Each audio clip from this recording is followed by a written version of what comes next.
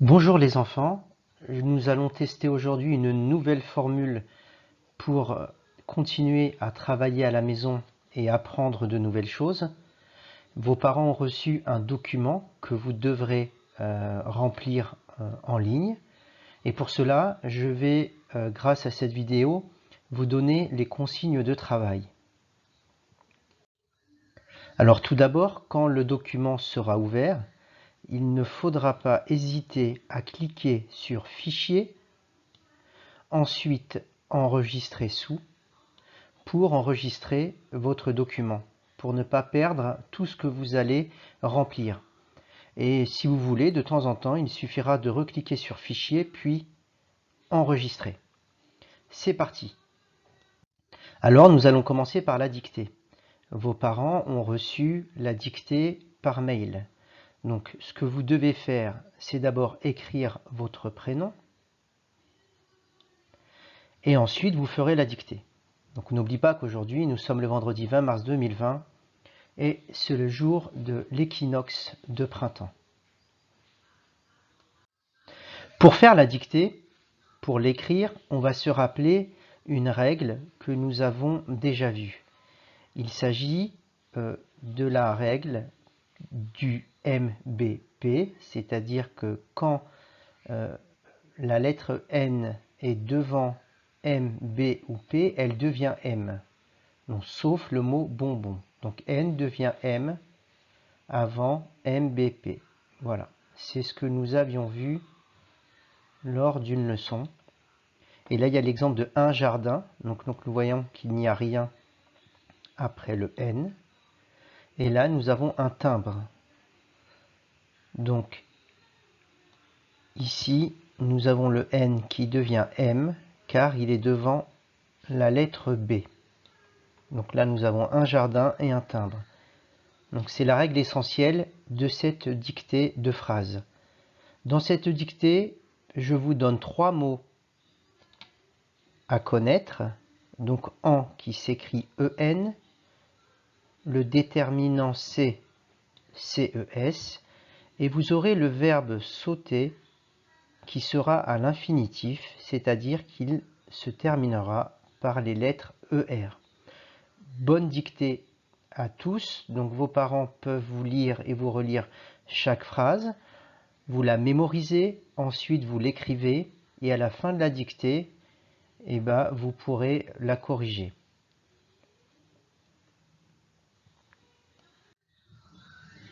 Je vous propose ensuite un exercice de copie.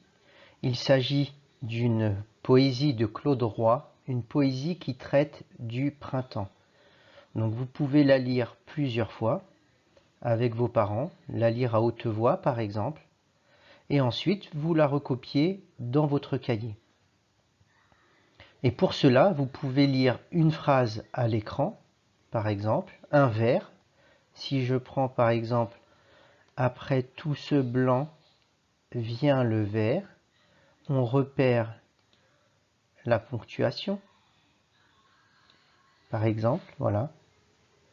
On mémorise la phrase et sans plus regarder l'écran, on essaie de la copier entièrement. On copie le vers entièrement sur son cahier. Donc on se relie et on vérifie sa copie avec un adulte. Comme il s'agit d'une poésie, on respecte le texte, c'est-à-dire que quand l'auteur vient à la ligne, par exemple ici, nous faisons la même chose dans le cahier et nous pouvons sauter une ligne entre chaque phrase écrite. Concernant le calcul mental, donc là nous avons l'habitude, il s'agit des exercices que nous avons découverts à travers Matador, le compte est bon, donc on rappelle la règle, j'utilise les opérations plus et moins, je n'utilise un nombre qu'une seule fois, je peux inventer des nombres intermédiaires, j'écris mes calculs dans la case ici, on clique dessus et on écrit les calculs. Je trouve au moins une solution, puis je vérifie mes calculs. On n'oublie pas d'écrire les différents calculs étape par étape.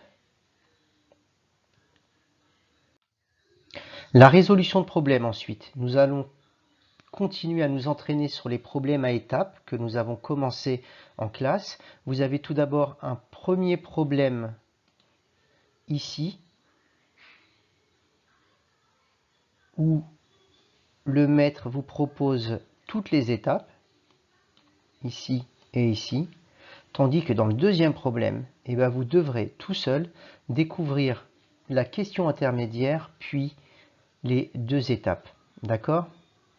Donc pour cela, il faudra lire le problème, le lire plusieurs fois, retenir la question. Pour comprendre le problème, je peux sur l'ardoise ou sur le cahier faire un schéma.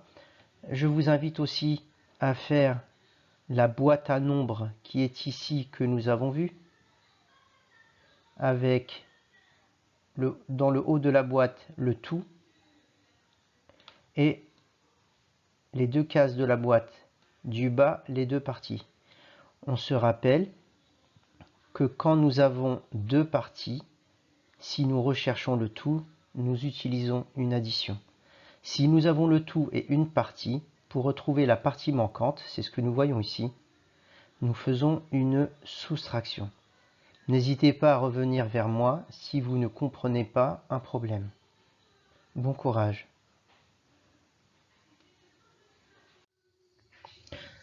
Ensuite, vous avez des petits exercices de lecture-compréhension. Donc, il faut lire silencieusement le texte, le lire silencieusement, puis le lire à haute voix, de manière expressive. Si il y a des moments de dialogue, on n'hésite pas à mettre la bonne intonation. Je réponds ensuite aux questions de compréhension en cochant la bonne case. Donc vous avez 3 exercices de compréhension. Je vous propose ensuite une petite rédaction à travers des images que nous avons déjà travaillées en classe. Donc là, vous avez une petite histoire que vous allez deviner en regardant les différentes images de l'éléphant. Donc on regarde bien les images. Et ensuite, je vous propose d'écrire l'histoire qui est racontée dans chacune de ces illustrations sur ton cahier. Il faudra écrire une phrase par image, respecter la grille d'évaluation ici que je te propose quand tu as fini d'écrire tes 4 phrases au moins. Et là, en cochant, tu vérifies les différentes étapes de la rédaction. Est-ce que ton texte a du sens? Est-ce que tu as écrit au moins une phrase par image? Est-ce que tu as vérifié si tu emploies des mots au féminin, en mettant un E à la fin par exemple, les pluriels, si tu as bien conjugué le verbe? Donc je donne l'exemple de il marche, et nous avons vu que quand il y a le pronom personnel le pronom personnel il, marche prend un E, il marche E. On respecte bien la ponctuation. Donc je rappelle, on commence une phrase par une majuscule et on la termine par un point. Quand tu as écrit ton texte sur ton cahier, quand tu l'as vérifié en cochant les bonnes cases, ensuite je t'invite à écrire le texte dans cette partie-là. Tu le retapes. Voilà, j'ai mal fait, je suis désolé. Je vais bien le refaire. Voilà, on recopie ici. Ensuite, après tout ce travail, je te souhaite bon courage pour le reste de la journée. Donc tu peux fractionner ce travail, tu peux faire une partie le matin, une partie l'après-midi. Donc il n'est pas à faire d'un seul coup, tu peux prendre des pauses. On n'oublie pas d'enregistrer son document et on me l'envoie. Et je demanderai aux parents de me donner leur avis sur ce mode de fonctionnement. Bon courage à tous, bon week-end et à lundi.